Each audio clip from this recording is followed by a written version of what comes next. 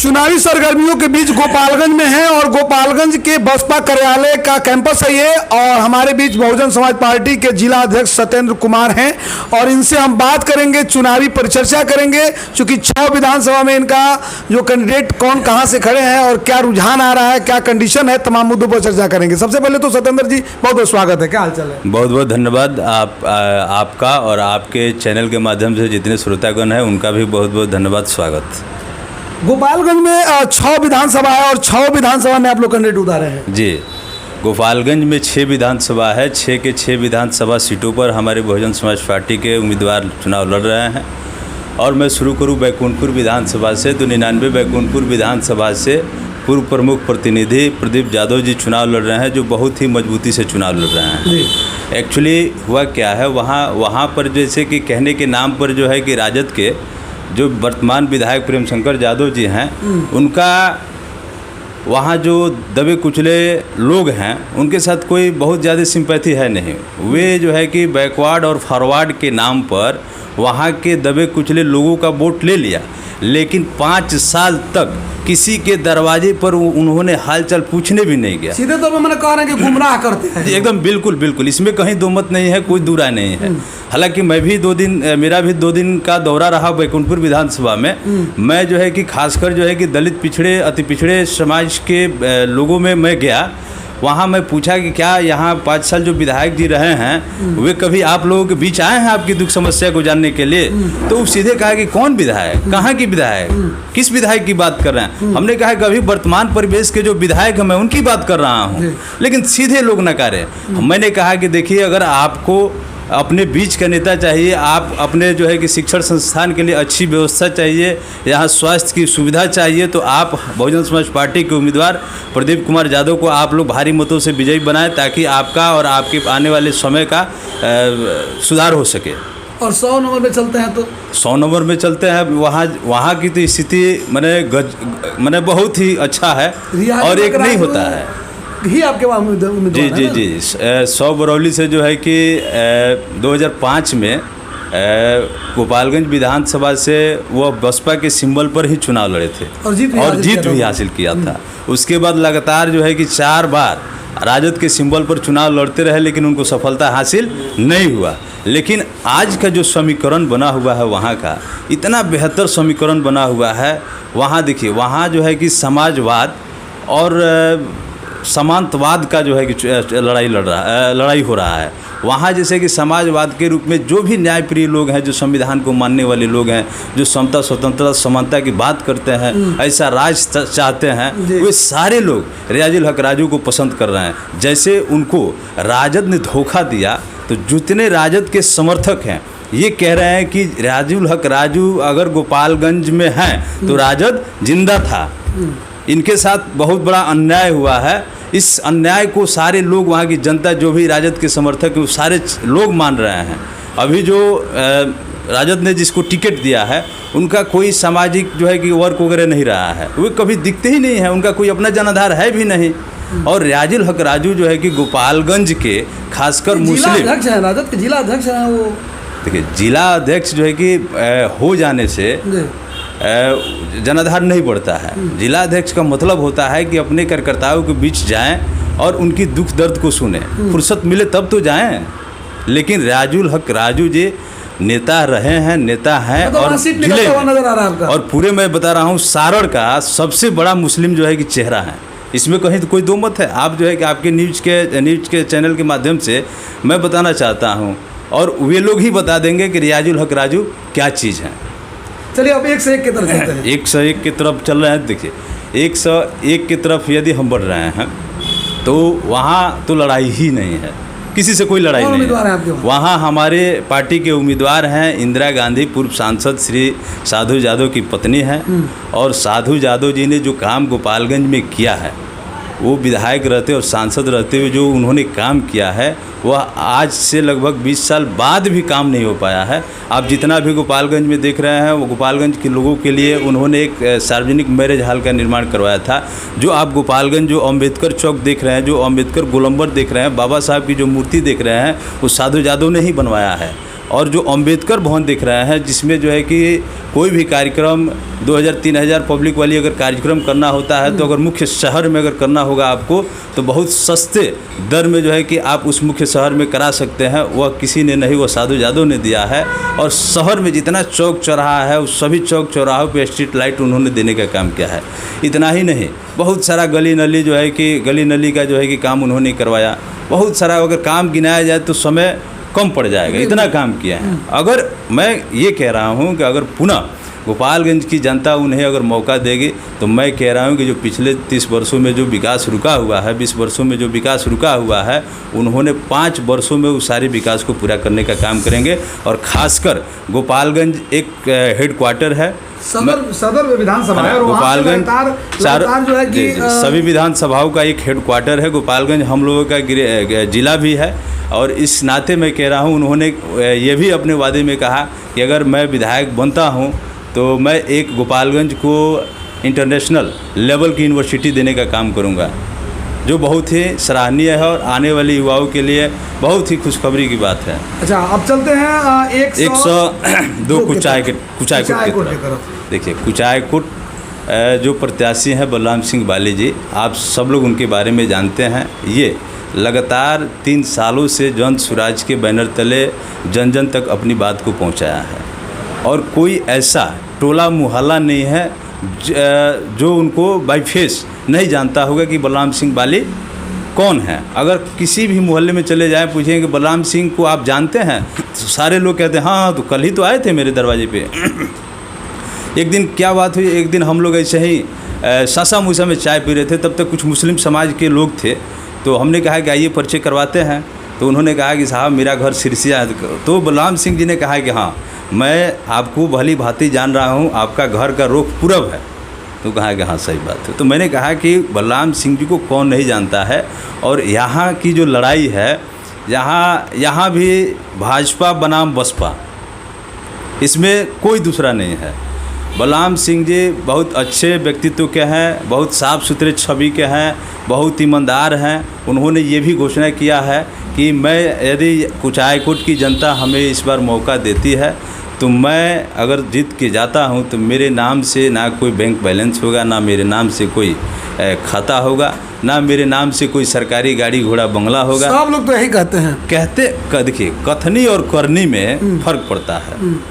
और मैं आपको बता दूं, जो जन स्वराज जो उनको यही सब बातें कह के उनको लुभावन दिया था, और इतने बेचारे सीधे साधे हैं कि उनको नहीं पढ़ पाए। जब जन स्वराज से उन्हें ठोकर मिली, धोखा मिला, तो बहुत मायूस हो गए। कहें कि सतेंद्र बाबू, ये चुनाव और ये राजनीति मेरे जैसे लोगों के लिए नहीं है। आप समझ सकते हैं, ये लाख ठोकरे खाने के बाद भी कुछ ऐसे लोग हैं कि पुनः रिवाइव करने में सोचते नहीं हैं, वो उठने में किसी तरह का कसर नहीं छोड़ते हैं। लेकिन मैंने कहा कि चाचा जी, यह राजनीति है, ये ऐसा होता है, इसमें किसी तरह की मायूस होने की जरूरत नहीं है। तो जख्मी शेरों को आप झुंड बना लिए हैं। जितने लोग, कोई राजद के मारे हैं, कोई जनसुराज के मारे हैं। अब तक राजद का एक बहुत बड़ा चेहरा गोपालगंज का हुआ करते थे रियाजुल हक राजू जी, उनको भी आप लोगों ने समेट लिया। आपने बैकुंठ में प्रमुख पद जी को समेट लिया। कुचायकोट में जो है कि बाली जी जो कि जनसुराज के अग्रिम फेमस चेहरा हुआ करते थे, उनको भी आप लोगों ने समेट लिया। तो आप लोगों ने एक ऐसा गड्ढा खोद रखा है कि जो सारा पानी बहा करके वहीं आकर के जो है कि भर गया है। बिल्कुल बिल्कुल। तो एक चीज़ और हम कहेंगे, चुनाव है, ये चुनाव है, इस चुनाव में लोग सब कुछ देखते हैं। जातिगत भी बात अगर हम करते हैं तो आपके बलराम सिंह का कोई जातिगत यहाँ पकड़ नहीं है, उनका जाति के लोग की संख्या बड़ा कम है। तो ये कहाँ से कर पाएंगे? आपने तो रियाजुल हक राजू का जैसे गिनाया कि वहाँ मुस्लिम इलाका है, मुस्लिम का वोट मिलेगा और वो ज़्यादा संख्या में बहुमत है, तो वो समझ रहे। लेकिन यहाँ पर पकड़ शून्य है। यहाँ कैसे फाइट कर पाएंगे कुचायकोट में आप? ये देखिए, ये बात आपका जो कह रहे हैं वे 100% सही है। लेकिन यदि आप जाति धर्म से ऊपर उठकर अगर आप न्याय हित की बात करते हैं तो इसमें इस देश का ही नहीं पूरे समाज का विकास होगा। और जब तक बाबा साहब डॉक्टर बी.आर. अम्बेडकर ने कहा था कि भारत 4 मंजिला इमारत है, यानी जो जिस मंजिल में पैदा हुआ है उसको उसी मंजिल में मर जाना है। जब तक हम इस जातिवाद की सीढ़ियों को पार नहीं करेंगे तब तक हमारा समग्र समाज का विकास होना असंभव है। इसलिए वह जाति की राजनीति नहीं करते हैं, उनके साथ सभी जाति धर्म के लोगों का रुझान है, जुड़ाव है। कोई ऐसा जाति नहीं है जो उनके साथ नहीं है, भले जौन स्वराज से हैं चाहे बीएसपी से हैं, लेकिन बीएसपी का एक तो कैडर वोट है ना जी, कैडर बेस्ड वोट है, ये तो कैडर वोट तो लेकिन उनके साथ भी ऐसा नहीं है कि उनके समाज के लोग बिल्कुल नगड़े हैं, ये भी नहीं है, लेकिन उनके समाज के लोगों का भी वोट जो है कि 15 से 20 हज़ार वोट है, ये मानना। कैडर वोट बीएसपी का है, इसमें कोई मानना नहीं है। हम भोरे की तरफ चलते हैं, भोरे की तरफ रुख करते हैं। भोरे का क्या कंडीशन है? देखिए, भोरे का भी स्थिति बहुत बेहतर है। वहाँ जैसे हमारे जो बहुजन समाज पार्टी के जो प्रत्याशी हैं सुरेंद्र राम जी, वो भी लगातार जो है कि 2-3 वर्षों से जो है कि पार्टी में कार्यरत थे और वे हमारी पार्टी के कार्यकर्ता ही हैं। तो उन्होंने कहा कि सतेंद्र जी मुझे चुनाव लड़ना है, तो मैंने कहा कि स्वागत है, मैं भी चाहता हूं कि कोई पार्टी के कार्यकर्ता लड़े। तो हम लोगों ने उनको लड़ाया और वह भी जो है कि बहुत ही दमखम से चुनाव लड़ रहे हैं। वहाँ का भी स्थिति बहुत बेहतर होगा।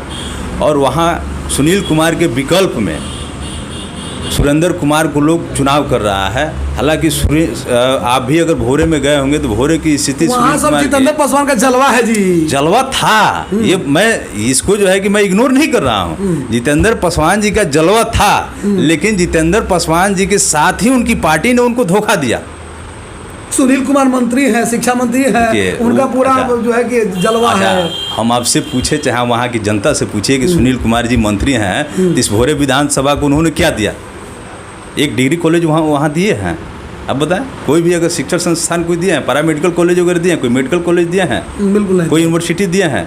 तो क्या सुनील कुमार मंत्री हो जाए, मंत्री का टैग लग जाएगा, इससे क्या हो गया? वहाँ भी आपका जो पार्टी है बरियार है, एकदम बढ़िया। देखिए, मजबूती होने का रीजन मैं बता रहा हूँ। जैसे कि आपने कहा कि जितेंद्र पासवान का जलवा है, जलवा है नहीं, जलवा था। जलवा कब था?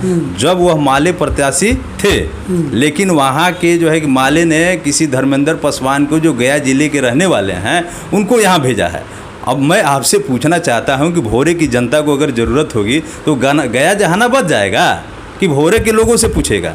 अगर मान लीजिए कि हमको कटिया के लोगों को अगर भोरे जाना होगा तो वह भोरे चुनाव करेगा कि गया जहानाबाद चुनाव करेगा?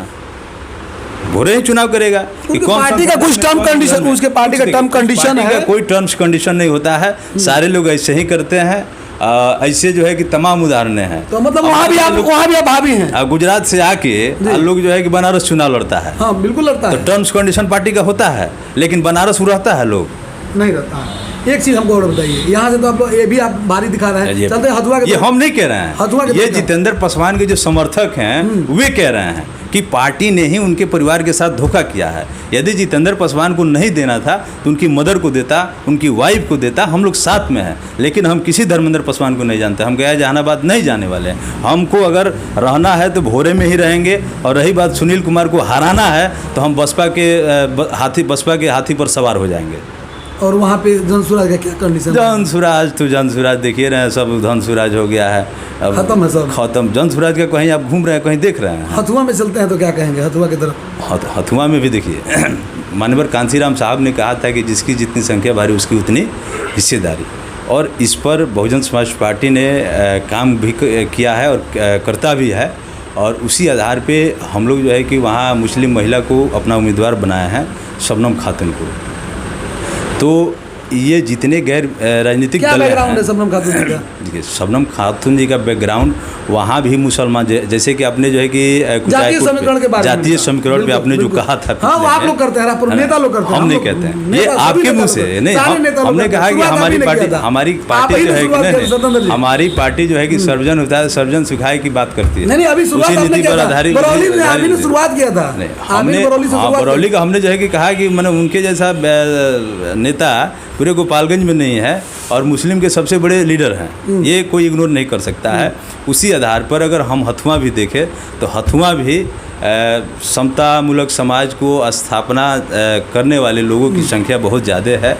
और जो भी न्याय पसंद लोग हैं, जो भारतीय संविधान को मानने वाले लोग हैं, वे सारे लोग बहुजन समाज पार्टी के पक्ष में आ रहे हैं। सब लोग समझ रहा है कि जितना गैर राजनीतिक दल है वो हमको जो है कि लोभ लुभावन दे रहा है, इससे कोई कुछ होने जाने वाला नहीं है। हमने 20 साल 25 साल जो है कि किसी और को दिया, हम अपने लिए किसी को आज तक वोट नहीं किए हैं। तो अब की बार लोगों ने मन बना लिया है कि हम किसी के बहकावे में नहीं आएंगे, हम किसी दूसरे को वोट नहीं करेंगे, हम आज वोट करेंगे और अपने लिए करेंगे, अपने बच्चों के लिए करेंगे। इसी पर जो है कि लोग पूरा एकदम माइंड सेट कर लिया। आपके हिसाब से 6 का 6 सीट आप लोग एकदम हम लोग लड़ाई में है, इसमें कहीं कोई मत नहीं है। और मैं आपको पूरी गारंटी के साथ कह रहा हूँ कि जो 2005 की स्थिति थी बहुजन समाज पार्टी की गोपालगंज में, वही स्थिति 2025 में भी बनने जा रही है और इसमें कहीं कोई दो मत नहीं है। तो उसके बाद आप लोग 2 सीट जीते थे। हाँ, 2 सीट जीते थे। इस बार 6 पर आप दावा कर रहे हैं। 6 पे दावा कर रहे हैं, 6 जीत के जाएंगे।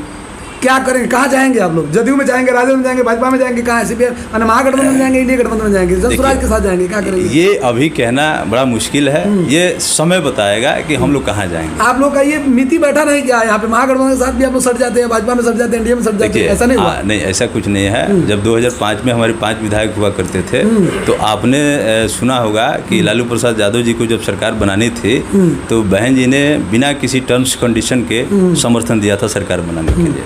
तो कुछ भी कहा जा सकता है इसमें। देखिए, हमारी कोई टर्म्स कंडीशन नहीं होता है। यदि हमारे विधायक जीत के जाते हैं, अगर किसी की आवश्यकता पड़ेगी कि हमारे बिना जो है कि इनके बिना हम सरकार नहीं बना सकते हैं, तो वो बहन जी के ऊपर निर्णय करता है कि आप वो बहन जी किसको समर्थन देंगे। बहुत लोग के मन में भी होगा कि बहन जी उत्तर प्रदेश की मुख्यमंत्री रही हैं, उत्तर प्रदेश की हैं और उनकी पार्टी यहाँ काम कर रही है। यहाँ पे ऑलरेडी बिहार की बहुत सारी पार्टियां हैं, तो दूसरे पार्टी को छोड़कर हम बीएसपी की तरफ क्यों जाएं? उसके लिए क्या जवाब है? ये सवाल आपने बहुत अच्छा किया। मैं आपको बताना चाहता हूँ कि बहुजन समाज पार्टी बिहार की ही नहीं, पूरे भारत की पार्टी है। और बहुजन समाज पार्टी जो बहुजन है, इसमें बहुत बड़ा राज छिपा हुआ है। और भाजपा ये कहाँ की पार्टी है? ये भी तो बिहार की पार्टी नहीं है। नहीं। कांग्रेस ये भी तो बिहार की पार्टी नहीं है। सीपीआईएम ये भी तो बिहार की पार्टी नहीं है। कभी कभी वो छोटी पार्टियां नहीं होंगी, उससे बड़ा बन गया होगा। अगर आप देखेंगे तो राष्ट्रीय पार्टी जो 6 राष्ट्रीय पार्टी है अभी का, तो उसमें 3 सबसे बड़ी राष्ट्रीय पार्टी है वर्तमान में, तो उसमें तीसरे नंबर पे बहुजन समाज पार्टी भी आती है। और जितने इस देश में दबे कुचले लोग हैं, खासकर जो है कि अपर कास्ट में भी जो कमज़ोर वर्ग के लोग हैं, उनकी लड़ाई लड़ती है बहुजन समाज पार्टी और हमेशा एक दूसरे के सम्मान में खड़ा रहता है। ऐसा कहना जो है कि ये बिहार की पार्टी है, ये लोग केवल राज्य में ही रह जाते हैं, लेकिन बहुजन समाज पार्टी कोई ऐसा प्रांत नहीं है जहाँ चुनाव नहीं लड़ती है। और वहाँ से भी हम 1, 2, 5, 7 MLA जीत के आते हैं। तो ये लोग एकदम भली भांति जानते हैं कि अगर भाजपा का विकल्प अगर कोई है, कांग्रेस का अगर विकल्प कोई है, तो बहुजन समाज पार्टी है। बहुजन समाज पार्टी ही हमारी लड़ाई को आगे लेके जा सकती है, अन्यथा कोई दल नहीं है। चलिए, खबरगांव तक के तमाम श्रोतागण आपको देख रहे हैं। बहुजन समाज पार्टी के अभी हम गोपालगंज के कार्यालय में हैं और आपसे बात हो रही थी उस समय से। अब जनता के लिए क्या कहिएगा, हमारे तमाम श्रोतागण के लिए क्या कहिएगा? मैं आपके श्रोतागण और जो भी आपको चैनल को देख रहे हैं, उन तमाम साथी बंधुओं से मैं अपील करना चाहता हूं कि यदि कानून का राज स्थापित करना चाहते हैं, तो आप बहुजन समाज पार्टी के चुनाव निशान हाथी पर नीला बटन दबाकर हमारे बहुजन समाज पार्टी के सभी उम्मीदवारों को भारी मतों से जिताकर उन्हें विजयी बनाने का काम करें। जी बिल्कुल। तो हमारे बीच बहुजन समाज पार्टी के जिला अध्यक्ष सत्येंद्र कुमार थे और संयोग से मैं भी सत्येंद्र हूं और अभी सत्येंद्र हैं। 2 सत्येंद्रों के बीच की बात आप लोगों को कैसे लगी, कमेंट बॉक्स में राय दीजिएगा और इस वीडियो को ज़्यादा से ज़्यादा शेयर कीजिएगा ताकि अन्य लोगों तक पहुंचे। और मिलते हैं किसी इसी तरह के अन्य खबर अन्य वीडियो के साथ। तब तक खबरगांव तक देखते रहिए। नमस्ते, प्रणाम, जय हिंद।